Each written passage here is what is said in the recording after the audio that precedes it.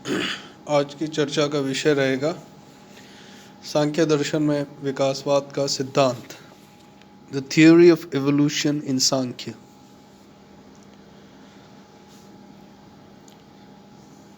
सांख्य दर्शन में इसकी मीमांसा हुई है कि जगत की उत्पत्ति किस प्रकार से हुई है। प्राय ये कहा जाता है कि जगत का निर्माण ईश्वर ने शून्य से किसी काल विशेष में किया है, लेकिन सांख्य इस मत से सहमत नहीं है, क्योंकि सांख्य दर्शन ईश्वर के अस्तित्व में विश्वास नहीं करता, और जब ईश्वर का अस्तित्व, ईश्वर की सत्ता नहीं है, तो फिर ईश्वर को सृष्टा मानने का प्रश्न ही नहीं उठता। तो प्रश्न ये उठेगा कि फिर ये जगत अस्तित्व में कैसे आया। तो सांख्य ने इसका उत्तर दिया है कि ये जो जगत है ये विकास का परिणाम है, विकास का फल है, न कि ईश्वर की रचना। तो इस प्रकार से सांख्य दर्शन विकासवाद का समर्थन करता है, और प्रकृति ही सांख्य के अनुसार वह तत्व है जिससे सारे संसार में अलग अलग वस्तुएं अस्तित्व में आती है या उनका विकास होता है। तो सारा जगत एक प्रकार से इस प्रकृति का ही परिणाम है, और प्रकृति को सांख्य ने तीनों गुण जो हैं, सत्व रजस तमस, इन तीन गुणों की जो शांत अवस्था है या साम्य अवस्था है, प्रकृति उसी का नाम है। तो प्रकृति में ये तीन गुण सत्व रजस तमस ये हमेशा गतिशील रहते हैं, और प्रकृति चाहे किसी भी अवस्था में क्यों ना हो। जब प्रकृति शांत अवस्था में रहती है तब भी प्रकृति के गुणों में बदलाव होता है, और इस परिवर्तन को स्वरूप परिवर्तन कहा जाता है, और यह प्रकृति के प्रलय की अवस्था मानी गई है। तो इस अवस्था में सांख्य ये कह रहा है कि प्रकृति किसी वस्तु का निर्माण नहीं करती। तो विकासवाद की क्रिया कब प्रारंभ होती है? जब प्रकृति में विरूप परिवर्तन होता है। लेकिन सांख्य ये कह रहा है कि विरूप परिवर्तन के लिए प्रकृति और पुरुष का संयोग ये आवश्यक है, अर्थात विकास के लिए पुरुष और प्रकृति का संयोग अपेक्षित है, क्योंकि अकेली प्रकृति भी विकास नहीं कर सकती, क्योंकि वह अचेतन है, और अकेला पुरुष भी विकास नहीं कर सकता, क्योंकि जैसे पहले बताया कि पुरुष जो है वह निष्क्रिय है। तो इस प्रकार से प्रकृति पुरुष पर आश्रित है, और पुरुष भी कैवल्यार्थ या मोक्ष प्राप्त करने के लिए प्रकृति की अपेक्षा रखता है।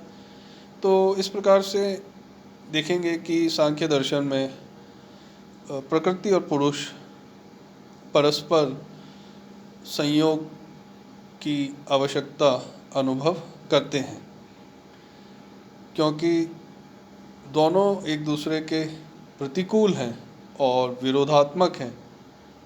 जैसे प्रकृति अचेतन है और पुरुष चेतन है, प्रकृति त्रिगुणात्मक है और पुरुष त्रिगुणातीत है, प्रकृति एक है और पुरुष अनेक है। तो ये विरोधात्मक दोनों हैं, तो फिर इन दोनों में किस प्रकार से संयोग होता है, ये एक समस्या थी। और सांख्य ने इस समस्या का समाधान एक उपमा से किया है। जिस प्रकार वो कहते हैं कि जंगल में अगर आग लग जाए तो एक अंधा और लंगड़ा व्यक्ति एक दूसरे की सहायता से जंगल के दूसरी तरफ निकल सकते हैं। तो उसी प्रकार से प्रकृति जड़ है और पुरुष निष्क्रिय है। ये दोनों संयोग से एक प्रकार से दोनों के संयोग के माध्यम से ही विकास की प्रक्रिया आरंभ हो सकती है। तो सांख्य ने इस प्रकार से ये समझाया है कि पुरुष चेतन है और प्रकृति अचेतन है, लेकिन फिर भी दोनों में एक प्रकार से संयोग संभव हो सकता है। और सांख्य ये कह रहे हैं कि जब ये विकास की प्रक्रिया प्रारंभ होती है तो सबसे पहले जो प्रकृति से तत्व निकलता है या जिस तत्व का आविर्भाव होता है वह है महत तत्व। महत का अर्थ होता है महान। तो परिमाण की दृष्टि से महत प्रकृति की जितनी भी विकृतियां हैं उनमें से सबसे वृहत जो है वह महत ही है। और ये जो जगत है, विराट जगत है, ये महत में एक बीज के रूप में समाविष्ट है। और इस महत तत्व की व्याख्या दो प्रकार से की जाती है। बाह्य दृष्टि से ये महत कहा जाता है, लेकिन एक अभ्यांतर दृष्टि से इसे बुद्धि कहा जाता है, जो अलग अलग जीवों में उपस्थित है।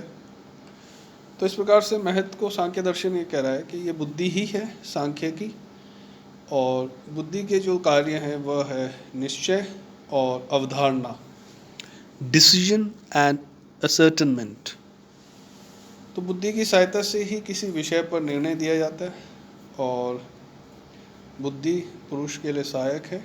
बुद्धि की सहायता से पुरुष अपने और प्रकृति के भेद को समझता है और वह जो उसका मूल स्वरूप है उसको पहचानता है। तो बुद्धि को सांख्य दर्शन ने प्रकाशमान माना है, और क्योंकि वह अन्य वस्तुओं को भी प्रकाशित करती है। सांख्य दर्शन में बुद्धि त्रिगुणात्मक है, फिर भी बुद्धि का स्वरूप सात्विक माना गया, क्योंकि बुद्धि का जो प्रादुर्भाव सत्व गुण के प्रभाव के कारण ही होता है। और इस सत्व गुण की प्रबलता के कारण बुद्धि में ज्ञान, धर्म, वैराग्य और ऐश्वर्य जैसे गुणों का विकास होता है। लेकिन जब बुद्धि में तमस गुण की प्रबलता होती है तो बुद्धि में अज्ञान, अधर्म, आसक्ति, अटैचमेंट, अशक्ति, इम्परफेक्शन जैसे प्रतिकूल गुणों का भी विकास होता है। तो सांख्य कह रहा है कि प्रकृति का जो पहला जो विकास है या विकृति है वो बुद्धि है। और बुद्धि में पुरुष का चैतन्य प्रतिबिंबित होता है। जिस प्रकार शीशे के सामने रखा हुआ गुलाब का फूल शीशे से प्रतिबिंबित होता है और शीशा गुलाबी रंग का दिखाई देने लगता है, उसी प्रकार पुरुष का स्वरूप भी बुद्धि के निकट होने के कारण बुद्धि में प्रतिबिंबित होता है। और पुरुष, क्योंकि ये बुद्धि रूपी शीशा गतिशील है, तो पुरुष को लगता है कि वह भी गतिशील है, लेकिन वास्तव में पुरुष जो है वो निष्क्रिय है। प्रकृति का दूसरा विकार अहंकार है, और अहंकार का कारण सांख्य ने बुद्धि को माना है। और वस्तु के संबंध में बुद्धि का मैं या मेरा का जो भाव है ये रखना ही अहंकार है। अहंकार के कारण ही मनुष्य में स्वार्थ की भावना उत्पन्न होती है, और अभिमान जो है वो एक प्रकार का अहंकार ही है। तो एक कलाकार में जब किसी वस्तु के निर्माण करने का संकल्प उठता है कि मैं इस वस्तु का निर्माण करूं, और वो उस निर्माण के कार्य में प्रवृत्त होता है, तो यह अहंकार के कारण है। और अहंकार के वशीभूत होकर ही पुरुष अपने आप को कर्ता अर्थात डूअर ऑफ एक्शन समझने लगता है, लेकिन वास्तव में पुरुष जो है वह अकर्ता है। तो अहंकार के कारण ही पुरुष अपने आप को इस संसार में जो भी वस्तुएं हैं उसका स्वामी अपने आप को समझने लगता है, और इसी अहंकार के कारण पुरुष भ्रम में भी पड़ता है। अहंकार को सांख्य दर्शन ने 3 प्रकार का बताया है। सात्विक तामस और राजस अहंकार। सात्विक अहंकार अहंकार का वह रूप है जिसमें सत्व गुण की प्रबलता रहती है, और सात्विक अहंकार के कारण ही मन 5 ज्ञानेंद्रिय और 5 कर्मेंद्रियों का विकास होता है। तो इस प्रकार सात्विक अहंकार से 11 इंद्रियों का विकास होता है। तामस अहंकार में तमस गुण की प्रबलता रहती है, और इस तामस अहंकार से 5 तन्मात्राएं का विकास होता है, और उन 5 तन्मात्राओं से 5 महाभूत का विकास होता है। राजस अहंकार में रजस गुण की प्रमुखता रहती है। इससे किसी वस्तु का विकास नहीं होता, लेकिन राजस अहंकार जो है ये सात्विक और तामस अहंकारों को ये गति देता है या शक्ति प्रदान करता है। परिणाम स्वरूप वह विभिन्न विषयों का निर्माण करने योग्य होते हैं। तो राजस अहंकार केवल 2 अहंकारों का सहायक है, अर्थात सात्विक अहंकार और तामस अहंकार का सहायक मात्र है। सांख्य की इस प्रकार से देखेंगे कि जो 11 इंद्रियां हैं, 5 ज्ञानेंद्रिय एवं 5 कर्मेंद्रिय एवं मन, ये 11 इंद्रियां हैं।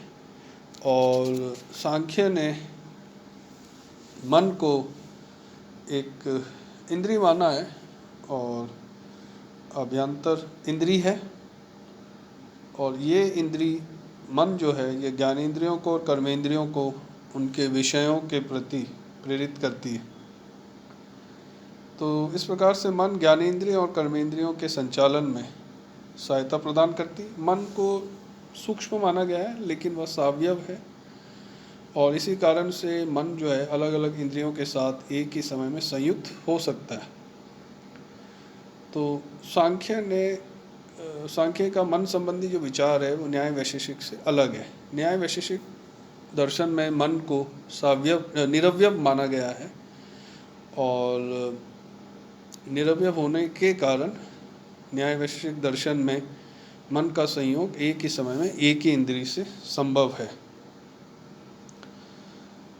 तो न्याय वैशेषिक ने मन को नित्य माना, अविनाशी माना है, परंतु सांख्य इसके विपरीत मन को अनित्य और सावयव अर्थात विनाशी मानता है। यहाँ पे सांख्य दर्शन ये कह रहा है विकासवाद के सिद्धांत में कि जो 5 कर्मेंद्रिय और ज्ञानेंद्रिय हैं, 5, और बुद्धि, अहंकार और मन, इनको सबको मिला के सांख्य ने 13 करण कहे हैं, 13 ऑर्गन्स।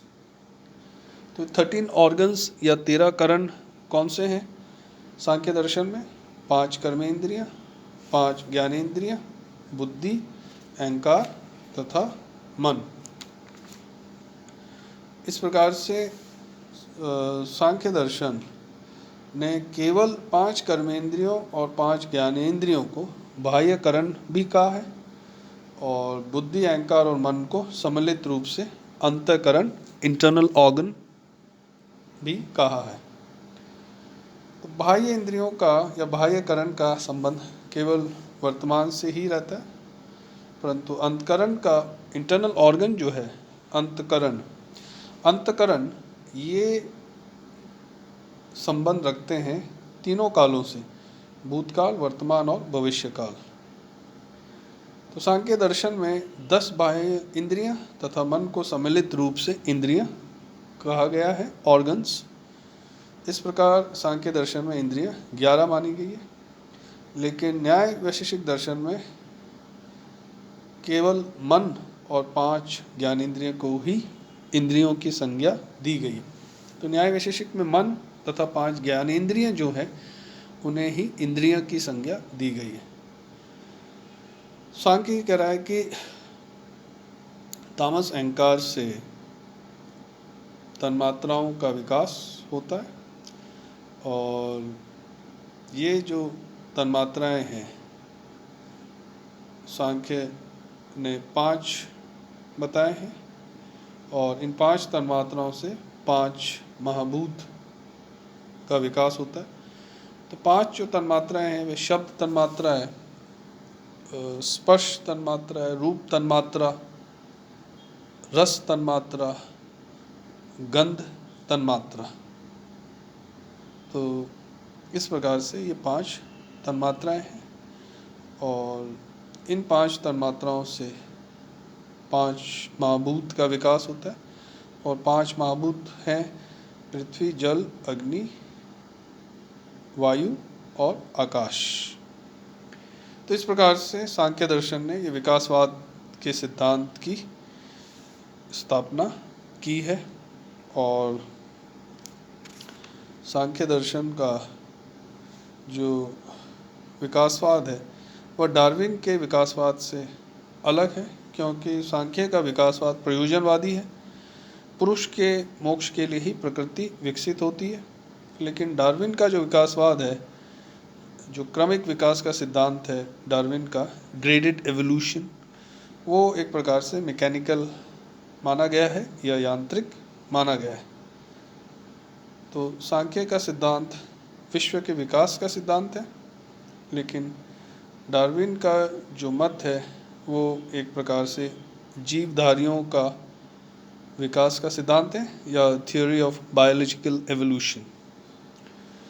तो इस प्रकार से सांख्य ने विकासवाद की स्थापना की है और वह डार्विन के विकासवाद के सिद्धांत से भिन्न है, क्योंकि सांख्य का विकासवाद टेलियोलॉजिकल है, प्रयोजनात्मक।